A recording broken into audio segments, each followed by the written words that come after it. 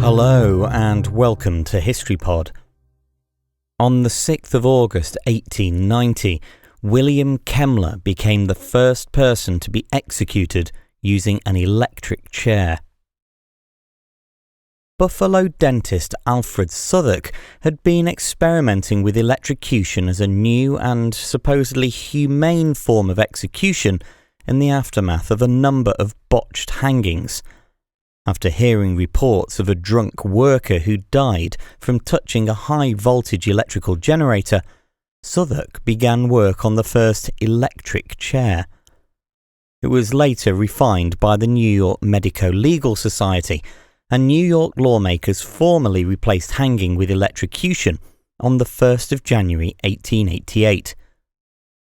Meanwhile, William Kemmler had moved to Buffalo, New York from Pennsylvania after the death of his parents.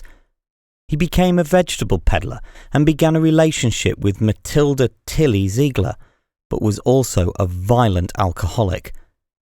On the 29th of March 1888, the day after a heavy drinking binge, Kemmler attacked and killed his common-law wife with a hatchet during a particularly aggressive argument. He was arrested later that day and was subsequently found guilty of murder. He was sentenced to death using the new electric chair.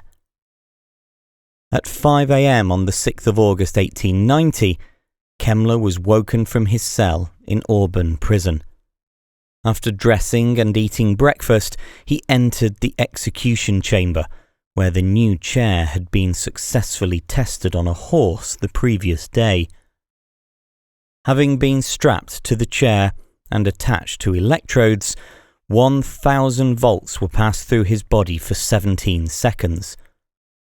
Although initially believed to be dead, witnesses noticed that he was still breathing. The generator was subsequently charged with 2,000 volts, resulting in Kemmler's skin beginning to bleed and a foul smell start to fill the room as his hair and flesh singed before he died. The entire procedure took around 8 minutes.